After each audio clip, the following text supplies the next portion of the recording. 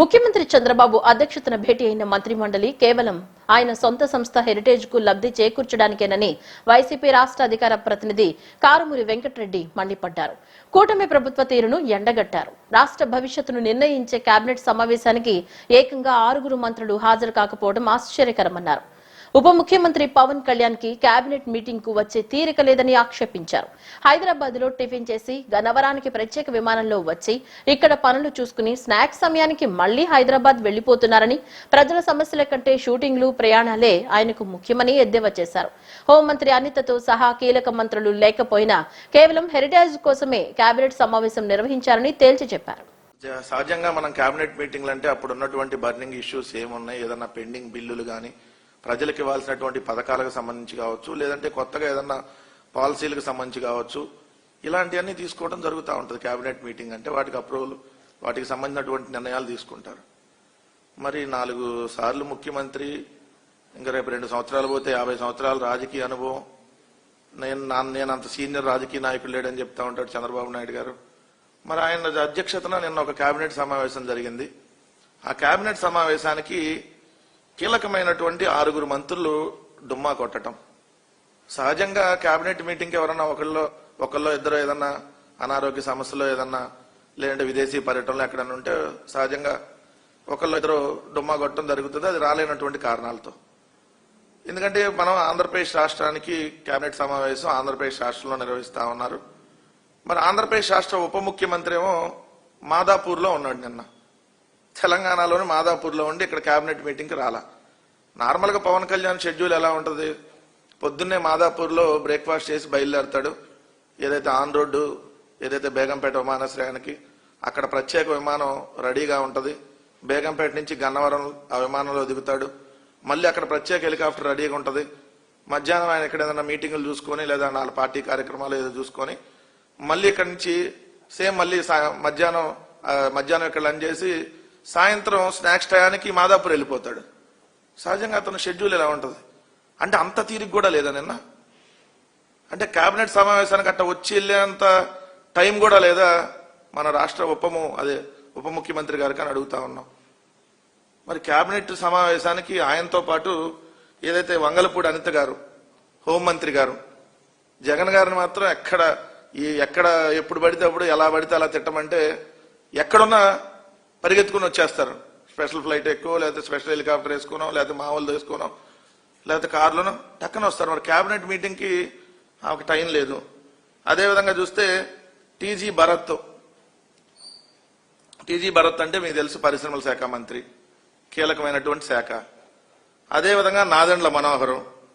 So వీళ్ళందరూ నిన్న attend కాల. మరి 6 కేబినెట్ మంత్రులు రాకపోతే అసలు కేబినెట్ సమావేశం ఎందుకు పెట్టినట్టు? జనసేన పార్టీ సభ్యత్వం ఎందుకు తీసుకోవాలి? సభ్యత్వం తీసుకోవడం వల్ల కార్యకర్తకు జనసేన పార్టీ ఏ విధమైన అండగా ఉంటుందన్న ప్రధాన అంశంతో, అత్యంత ఎమోషనల్ కథాంశంతో జొన్న రాజేష్ నిర్మాతగా, గాదే నాగభూషణం రచన దర్శకత్వంలో రూపొందిన మా ఇంటి పెద్ద కొడుకు షార్ట్ ఫిల్మ్ ను ఉప ముఖ్యమంత్రి పవన్ కళ్యాణ్, రాజకీయ కార్యదర్శి జనసేన పార్టీ ఎమ్మెల్సీ పిడుగు హరిప్రసాద్ మంగళగిరిలో లాంఛనంగా ప్రారంభించారు. మంగళగిరి నియోజకవర్గ ఇన్ఛార్జ్ చిల్లపల్లి శ్రీనివాసరావుతో కలిసి మా ఇంటి పెద్ద కొడుకు షార్ట్ ఫిల్మ్ ను వీక్షించిన హరిప్రసాద్ తీవ్ర భావోద్వేగానికి గురయ్యారు. అనంతరం పిడుగు హరిప్రసాద్ మీడియాతో మాట్లాడుతూ, మా ఇంటి పెద్ద కొడుకు ఒక షార్ట్ ఫిల్మ్ చూసినట్లు లేదని, ఒక కుటుంబ కథను అత్యంత సహజంగా రూపొందించారంటూ దర్శకుడు గాదే నాగభూషణంను ప్రత్యేకంగా ప్రశంసించారు. అత్యంత అద్భుతమైన కథాంశంతో కళ్లు చెమర్చే విధంగా సన్నివేశాలున్నాయంటూ కొనియాడారు. ఉద్యమీ సభ్యత్వం తీసుకున్న జన సైనికుల కుటుంబాలకు పవన్ కళ్యాణ్ జనసేన పార్టీ ఏ విధమైన అండదండలు అందిస్తుందో కళ్లకు కట్టినట్లు చూపించారన్నారు. ఈ చిత్రంలో ప్రధాన పాత్రలో నటించి తన అద్భుతమైన నటనతో ఆకట్టుకున్న ఉండవల్లి పార్థసారథితో పాటు నటీనటులను, టెక్నీషియన్స్ ను హరిప్రసాద్ అభినందించారు. ఇంతటి ప్రతిష్టాత్మక చిత్రాన్ని నిర్మించిన సాధక్ జొన్న రాజేష్ ను హరిప్రసాద్ ప్రత్యేకంగా అభినందించారు. ఈ కార్యక్రమంలో చిల్లపల్లి శ్రీనివాసరావు, పద్మశాలి కార్పొరేషన్ డైరెక్టర్ పర్వతం మధు, ఎంటీఎంసీ ప్రధాన కార్యదర్శి సాధు చంద్రశేఖర్, సాయి, జనసేన నాయకులు, మా ఇంటి పెద్ద కొడుకు మూవీ టీం సభ్యులు శశి, మెండే నవీన్ బాబు, హర్ష, అఖిల్, పునీత్, శరత్ కుమార్ తదితరులు పాల్గొన్నారు. జనసేన అధ్యక్షులు శ్రీ పవన్ కళ్యాణ్ గారు తలపెట్టిన ఉద్యమి సభ్యత్వ కార్యక్రమం నేపథ్యం తీసుకొని శ్రీ గాదే నాగభూషణం గారి దర్శకత్వంలో రాజేష్ గారు నిర్మించిన షార్ట్ ఫిలిం మా ఇంటి పెద్ద కొడుకు చాలా మనసుల్ని హత్తుకునే విధంగా ఉంది. మంగళగిరిలోని లోకల్ టాలెంట్ ఎవరైతే ఇక్కడ మంగళగిరి నుంచి ఉన్నారో బయట నుంచి కాకుండా ఇక్కడి నుంచే నటీనటులను ఎంపిక చేసి ఈ షార్ట్ ఫిల్మ్ని రూపొందించడం చాలా ప్రోగ్రెసివ్ థాట్గా అనిపించింది. ముఖ్యంగా అందులో తీసుకున్న కాన్సెప్ట్ జనసేన సభ్యత్వం తీసుకునే వాళ్ళకి ఏదైనా ప్రమాదం సంభవిస్తే పార్టీ పరంగా ఎటువంటి సహాయం అందుతుంది, పవన్ కళ్యాణ్ గారు ఎటువంటి ఏర్పాట్లు చేశారు అని వివరించిన తీరు చాలా బాగుంది. ఆద్యంతం షార్ట్ ఫిల్మ్ ఆద్యంతం మనసుని హత్తుకునేలా ఉంది. అదేదో ఒక ఫిలింలా కాకుండా నిజ జీవితంలో జరుగుతున్న ఒక సంఘటనని చూస్తున్నట్టుగా అనిపించింది. ఈ షార్ట్ ఫిల్మ్ని చిల్లపల్లి శ్రీనివాస్ గారి ఆధ్వర్యంలో నిర్మించిన రాజేష్ గారు, అలాగే దర్శకత్వం నిర్వహించిన నాగభూషణ్ గారు, ఆయన చాలా షార్ట్ ఫిల్మ్ని నిర్మించానని చెప్పారు. వీళ్ళందరికీ పవన్ కళ్యాణ్ గారి తరఫున, జనసేన పార్టీ తరఫున నా హృదయపూర్వక శుభాకాంక్షలు తెలియజేస్తున్నాను. కూటమి ప్రభుత్వం ఏర్పడిన 20 నెలల్లోనే ఎన్నికల హామీల్లో దాదాపుగా 95% అమలు చేసి చరిత్ర సృష్టించామని ఆంధ్రప్రదేశ్ మాదిగ కార్పొరేషన్ చైర్పర్సన్ ఉండవల్లి శ్రీదేవి అన్నారు. సూపర్ 6 హామీలను సూపర్ ఫాస్ట్ గా అమలు చేసి ప్రజలకిచ్చిన వాగ్దానాలు నెరవేర్చామని తెలిపారు. దేశానికి టెక్నాలజీని పరిచయం చేసి ఏపీని ప్రపంచ పటంలో నిలిపిన నాయకుడు చంద్రబాబు నాయుడు గారు అని కొనియాడారు. నారా లోకేష్ ఆలోచనలో వేగంగా నేడు రాష్ట్రానికి పెట్టుబడులు క్యూ కడుతున్నాయని పేర్కొన్నారు. ఇప్పటికే రాష్ట్రంలో చాలా కంపెనీలు పెట్టుబడులు పెడుతున్నాయని పేర్కొన్నారు. ఒక్క విశాఖ సిఐ సమ్మిట్ లోనే 13 లక్షల కోట్లకు పైగా పెట్టుబడులు వచ్చాయని తెలిపారు. ఎన్నికల్లో యువతకు ఇచ్చిన మాట ప్రకారం 20 లక్షల ఉద్యోగాల కల్పనే లక్ష్యంగా పనిచేస్తున్నామని వివరించారు. సంక్షేమం, అభివృద్ధి, సామాజిక న్యాయం, సుపరిపాలనతో పతనం నుంచి ప్రగతి వైపు, విధ్వంసం నుంచి వికాసం వైపు, చీకటి నుంచి వెలుగు వైపు ఏ విధంగా నడిపించామో ఈరోజు మీరు గమనించాలి. ఎందుకంటే సూపర్ 6 పథకాలను కూడా సూపర్ హిట్ అయ్యి ఈరోజు చంద్రన్న విజయాలు సూపర్ ఫిట్ అని చెప్పే మాదిరిగా ప్రజలు చెప్తున్నారు. ఎందుకంటే మనం ఇచ్చిన మేనిఫెస్టోలో ఏది అస్పష్టంగా మాట్లాడలేదు. స్పష్టంగా మాట్లాడి చెప్పిన ప్రతి హామీ కూడా నెరవేరుస్తూ ఈ విధంగా 90% హామీలు నెరవేర్చిన ప్రభుత్వం ఏదైనా ఉందంటే అది ఎన్డీఏ కూటమి ప్రభుత్వం. ఈరోజు మీరు సంక్షేమ కార్యక్రమాలంటే అవి పథకాలే కాదు, అవి మన ప్రజల మీద మన మీద ఉన్న నమ్మకం. అంతేకాకుండా నిజాయితీ, భరోసా, మనం చేసిన ప్రతి పని మీద ప్రజలకి నమ్మకం కలిగి ఈరోజు ఎన్డీఏ కూటమిని ప్రజలందరూ కూడా సూపర్ హిట్ చేశారు. గత ప్రభుత్వంలో మనం చూస్తే అంటే 5 సంవత్సరాలు ఏమైంది అని ఒకసారి మీరు గమనిస్తే గత పాలనలో ఆంధ్రప్రదేశ్ని చీకట్లో నెట్టిన ప్రభుత్వం ఏదైనా ఉందంటే వైఎస్ఆర్ కాంగ్రెస్ పార్టీ. ఎందుకంటే గత 5 ఏళ్లలో ఈ నగరానికి ఏమైందయ్యా అన్నట్లు ఈ అమరావతికి ఏమైంది, ఆంధ్రప్రదేశ్కి ఏమైందంటే అమరావతి అనాథైపోయింది, పోలవరం పాడిపోయింది, తర్వాత పెట్టుబడులు కూడా వెళ్ళిపోయినాయి, మరి యువత ఉద్యోగాల కొరకు పక్క రాష్ట్రానికి వెళ్ళినాయి. ఇక మాజీ ముఖ్యమంత్రి శ్రీ వైఎస్ జగన్మోహన్ రెడ్డి గారి పాలన ఆంధ్రప్రదేశ్ చరిత్రలోనే ఒక చీకటి పాలనగా మనం చెప్పొచ్చు. ఎందుకంటే రాజధాని అమరావతిని తిట్టారు, రైతుల్ని రోడ్ల మీద వేసేశారు, పెట్టుబడిదారుల్ని పారిపోయారు, యువత అయితే పక్క రాష్ట్రాలకు పోయింది. అంటే ఈరోజు 3 రాజధానుల అనే కాన్సెప్ట్ తీసుకొచ్చి మరి అంతర్జాతీయంగా కూడా అసలుకి రాష్ట్రానికి రాజధాని లేని రాష్ట్రాన్ని చేసేసి అమరావతిని ఏ విధంగా మరి రాజధాని అనే మాట తీసేసి 3 రాజధానుల కాన్సెప్ట్ తీసుకొచ్చి మరి అంతర్జాతీయంగా మనకి ఎలాంటి చెడ్డ పేరు వచ్చిందో మీరు గమనించాలి. ఉగాది నాటికి పీఆర్సీ ఐఆర్ పై ప్రభుత్వం ప్రకటన చేయాలని ఏపీజీఈఎఫ్ రాష్ట్ర అధ్యక్షుడు కాకర్ల వెంకటరామిరెడ్డి డిమాండ్ చేశారు. తాడేపల్లిలో మీడియాతో మాట్లాడిన ఆయన కూటమి ప్రభుత్వం ఉద్యోగుల సమస్యలను పట్టించుకోవటం లేదని విమర్శించారు. ఎన్నికల ముందు ఇచ్చిన హామీలను అమలు చేయలేదని, పెండింగ్ లో ఉన్న డీఏలు మరియు బకాయిలను వెంటనే చెల్లించాలని కోరారు. ఉగాది నాటికి ఐఆర్ ప్రకటించి పీఆర్సీ కమిషన్ నియమించకపోతే జిల్లా స్థాయి నుంచి రాష్ట్ర స్థాయి వరకు పెద్ద ఎత్తున ఆందోళనలు చేపడతామని హెచ్చరించారు. ఇంటింటి తిరిగి పోస్టులు అంటించడం, ఇది మంచి ప్రభుత్వం అని మాతను ప్రచారం చేయించడం జరిగింది. మిగతా వాళ్ళ సంగతి ఏమో కానీ ఉద్యోగులకు మాత్రం ఇది మంచి ప్రభుత్వం ఎట్టి పరిస్థితుల్లో కాదు. ఇది ఉద్యోగులను ముంచే ప్రభుత్వం, మంచి ప్రభుత్వం కాదు, ఉద్యోగులను ముంచే ప్రభుత్వం ఇది, ఉద్యోగులను ముంచిన ప్రభుత్వం ఇది. ఉద్యోగులను దగా చేసిన ప్రభుత్వం ఇది. దారుణంగా ఉద్యోగులను మోసం చేసిన ప్రభుత్వం ఇది. 2 సంవత్సరాల కాలంలో ఏ ఒక్క ఉద్యోగికి, ఒక్క వర్గానికి ఈ ప్రభుత్వం న్యాయం చేయలే. అందుకే ఈరోజు మీరు చూసుకోండి, విజయవాడ ధర్నా చౌక్ ఉద్యోగుల ధర్నాతో దద్దరిల్లిపోతుంది. అంగన్వాడీలు ధర్నా చేసిన, టీచర్లు ధర్నా చేస్తున్నారు, కాంట్రాక్ట్ ఎంప్లాయీస్ ధర్నా చేస్తున్నారు, ఆశా వర్కర్లు ధర్నా చేస్తున్నారు. ప్రతి ఒక్కరు, అంటే ఏ ఒక్కరికి కూడా ఈ ప్రభుత్వం 2 సంవత్సరాల్లో ఉద్యోగుల సమస్యలు అనేది పట్టించుకోవాలి. పూచిపుల్లలాగా చూస్తాను ఉద్యోగులను. వాళ్ళు ఉద్యోగులు ఎన్నికల్లో చాలా హామీలు ఇచ్చింది అధికారంలోకి రావడానికి. ఆ హామీల సంగతి పక్కన పెడితే ఉద్యోగులకు రెగ్యులర్గా రావాల్సినవి, వాళ్ళకు హక్కుగా రావాల్సిన డిఏలు ప్రమోషన్లు కూడా ఇవ్వడం లేదు ప్రభుత్వం. ఈ ప్రభుత్వం వచ్చిన 2 సంవత్సరాల్లో లెక్క ప్రకారం 4 డిఏలు ఇవ్వాలి. అంటే పాత ఎన్ని పక్కన పెడితే ఈ ప్రభుత్వం వచ్చిన తర్వాత 6 నెలలకు ఒక డిఏ లెక్కేసుకుంటే 2 సంవత్సరాలకు 4 డిఏలు ఇవ్వాలి. కానీ ఇంతవరకు ఇచ్చింది 1 డిఏనే. ప్రభుత్వం మొత్తానికి ఇప్పటి వరకు ఉద్యోగులకు చేసింది ఏదన్నా ఉన్నాయా అంటే 2 నెలల్లో 1 డిఏ ఇవ్వడం మాత్రమే. ఆ డిఏ ఇచ్చినప్పుడు ఏం చెప్పి నువ్వు పండుగ చేసుకోండి అన్నారు. అంటే 1 డిఏతో ఏం పండుగ చేసుకోవాలా? దీపావళి చేసుకోవాలా, క్రిస్మస్ చేసుకోవాలా, సంక్రాంతి చేసుకోవాలా, సంవత్సరంలో అన్ని పండుగలు చేసుకోవాలా, లేకపోతే 5 సంవత్సరాలు ఈ 1 డిఏతోనే పండుగ చేసుకోవాలా?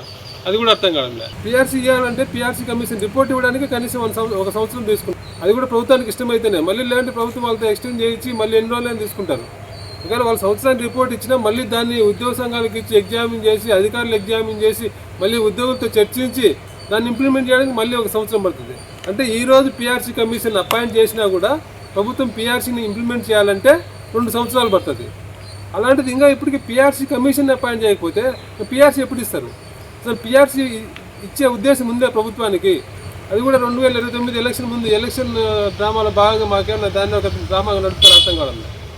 పెండింగ్ బకాయిల గురించి, పెండింగ్ బకాయిలు అన్నీ ఇస్తామని చెప్పి ఎన్నికల సమయంలో హామీ ఇచ్చింది.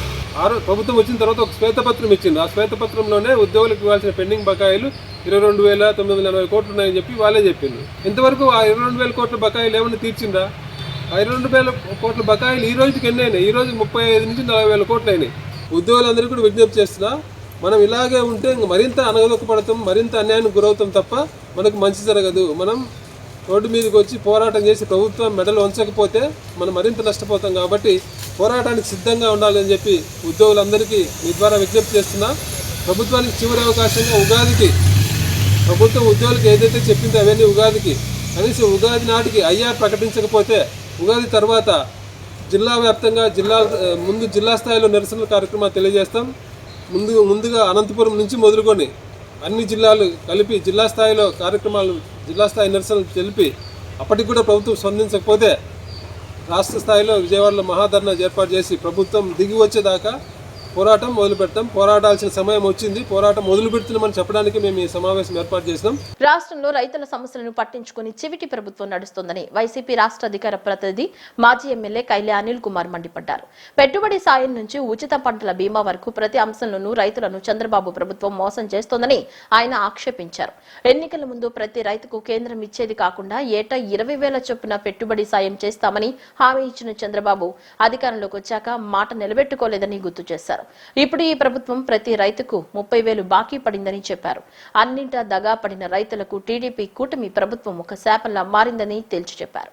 నిన్న అన్నదాత సుఖీభవ కార్యక్రమం నిర్వహించినప్పుడు 4 సార్లు ముఖ్యమంత్రిగా పనిచేసినటువంటి చంద్రబాబు నాయుడు గారు ఆద్యంతం ఆయన ప్రోగ్రామ్ లో చెప్పినటువంటి మాటలు వింటే నిజంగా కూడా చాలా బాధేస్తుంది. ఎందుకంటే 4 సార్లు ప్రతిసారి ఆయనే కోట్ చేస్తారు. 4 సార్లు నేను ముఖ్యమంత్రిని చేశాను, 4 సార్లు ముఖ్యమంత్రిని చేశాను అంటే 4 సార్లు ఎంతమందిని మోసం చేశారు అనే గుర్తొస్తా ఉంది. అంటే ఒక ఎక్స్ఎమ్మెల్యేగా నాకే అలా అనిపిస్తా ఉంటే రైతు సోదరులు ఎంత బాధపడతా ఉన్నారో ఒక్కసారి ఈ రాష్ట్ర రైతులందరూ కూడా ఇంకా చంద్రబాబు నాయుడు గారు ఇంతేలే అని డిసైడ్ అయ్యారా, లేకపోతే టైం వచ్చినప్పుడు మీకు మంచి ట్రీట్మెంట్ కూడా ఇస్తారని చెప్పి కూడా ఈ సందర్భంగా తెలియజేస్తా ఉన్నాం. ఎందుకంటే వివరాల్లోకి వెళ్తే 2 సంవత్సరాల ముందు ఎన్నికల ముందు చెప్పారు, దాదాపుగా మాకు అక్కడ కేంద్ర ప్రభుత్వంతో సంబంధం లేదు, కేంద్ర ప్రభుత్వంతో సంబంధం లేకుండా ప్రతి రైతుకి 20,000 రూపాయలు పెట్టుబడి సాయం కింద అందిస్తానని చెప్పారు. మొదటి సంవత్సరం అసలు దాని గురించే మర్చిపోయారు. ఈ సంవత్సరం దాదాపుగా ఒక 10,000 రూపాయలు ఎంతో ఇచ్చినట్టున్నారు. అంటే ఒక్కొక్క రైతుకి 30,000 రూపాయలు వీళ్ళు బాకీ పడిన సంగతి ఈ రాష్ట్ర ప్రజలందరూ కూడా మర్చిపోతారని మీరు ఎందుకు భావిస్తారో నాకు అర్థం కావట్లేదు. ఎందుకంటే ఒక మాట చెప్పినప్పుడు ప్రజలకి ఈ ఒక వర్గ ప్రజలకి అంటే రైతులకి మేలు చేస్తానని చెప్పి మీరు చెబితే రైతులు ఆశపడతారు. కానీ మీరు ఏంటంటే ప్రజలు మర్చిపోతారు, ప్రజల్ని ఎప్పుడు కూడా మోసం చేయొచ్చు అని అనుకోవడం మీ పొరపాటు అని కూడా ఈ సందర్భంగా తెలియజేస్తా ఉన్నాం. అసలు రైతులకి సంబంధించిన హామీని చంద్రబాబు నాయుడు గారు ఏ రోజు నిలబెట్టుకున్నారో ఒక్కసారి మనం గుర్తు చేసుకుంటే, వ్యవసాయం దండగా, విద్యుత్తు వైర్ల మీద బట్టలు ఆరేసుకోవాలి, ఇలాంటి మాటలు మాట్లాడినటువంటి చంద్రబాబు నాయుడు గారిని ఈ రాష్ట్రంలో రైతులు ఎవరూ కూడా నమ్మే పరిస్థితి లేదు. కానీ ఎన్నికల ముందు మీరు మోసం చేశారు. రైతుల్ని హక్కున చేర్చుకుంటానని చెప్పారు. రైతులను హక్కున చేర్చుకుంటానని చెప్పినటువంటి మీరు ఎన్నికలైపోయిన తర్వాత మర్చిపోయి ప్రతి ఒక్క ఈ కూటమి ప్రభుత్వంలో మంత్రులు, ఎమ్మెల్యేలు అందరూ కూడా ఏం మాట్లాడతారు? మేము ఈ విధంగా చేస్తా ఉన్నాం. మీరు ఏమి చెప్పారో అది చేస్తున్నారా లేదా ఒక్కసారి మీరు ఆత్మ పరిశీలన చేసుకోండి. కృష్ణా జిల్లా గన్నవరం నియోజకవర్గం బాపులపాడు మండలం ఆరుగులన గ్రామం వెలమపేటలోని శ్రీ కోదండ రామాలయంలో శివశక్తి ఆధ్వర్యంలో సామూహిక కుంకుమ పూజా కార్యక్రమం ఘనంగా నిర్వహించారు. ఈ కార్యక్రమంలో గ్రామ మహిళలు భక్తి శ్రద్ధలతో పాల్గొని అమ్మవారికి ప్రత్యేక పూజలు నిర్వహించారు. బాపులపాడు మండలం ఆరుగులన గ్రామం వెలమపేటలోని శ్రీ కోదండ రామాలయంలో శివశక్తి ఆధ్వర్యంలో సామూహిక కుంకుమ పూజా కార్యక్రమం నిర్వహించారు. ఈ కార్యక్రమంలో గ్రామ మహిళలు భక్తి శ్రద్ధలతో పాల్గొని అమ్మవారికి ప్రత్యేక పూజలు నిర్వహించారు. ఈ కార్యక్రమానికి ముఖ్య అతిథులుగా శ్రీమతి మండవ రాజ్యలక్ష్మి మరియు శివశక్తి ధర్మ ప్రచారక్ ఎడవల్లి పాండురంగారావు పాల్గొన్నారు. ఈ సందర్భంగా మాట్లాడిన మండవ రాజ్యలక్ష్మి, సనాతన హిందూ ధర్మాన్ని గ్రామ స్థాయిలో మరింత విస్తృతంగా ప్రచారం చేయాల్సిన అవసరం ఉందని తెలిపారు. గ్రామ ధార్మిక సమితి ద్వారా ప్రతి నెల దేవాలయం కేంద్రంగా సత్సంగాలు నిర్వహించడం, శారీరక మరియు మానసిక ఆరోగ్యానికి యోగాభ్యాసాలు నిర్వహించడం వంటి కార్యక్రమాలు చేపట్టాలని సూచించారు. గ్రామ అభివృద్ధి, ప్రకృతి పరిరక్షణ కోసం పలు కార్యక్రమాలు చేపట్టాలని, 6 నెలలకు ఒకసారి మెడికల్ క్యాంపులు నిర్వహించాలని తెలిపారు. అలాగే చిన్నపిల్లలకు భగవద్గీత, రామాయణం బోధించడం, యువతీ యువకులకు కుట్టు మిషన్, కంప్యూటర్ వంటి స్కిల్ డెవలప్మెంట్ శిక్షణలను ఉచితంగా అందించాలని సూచించారు. గ్రామ స్థాయిలో ఇలాంటి ధార్మిక, సామాజిక కార్యక్రమాలు విస్తృతంగా నిర్వహించేందుకు గ్రామ ప్రజలు ముందుకు రావాలని పిలుపునిచ్చారు. ఈ కార్యక్రమంలో ఆలయ అర్చకులు సత్యనారాయణాచార్యులు, శివశక్తి సభ్యులు వాకాటి ప్రతాప్, సరిత, మర్రపు శివలీల, ఉమా, వెంకటేశ్వరరావు, శివ తదితరులు పాల్గొన్నారు.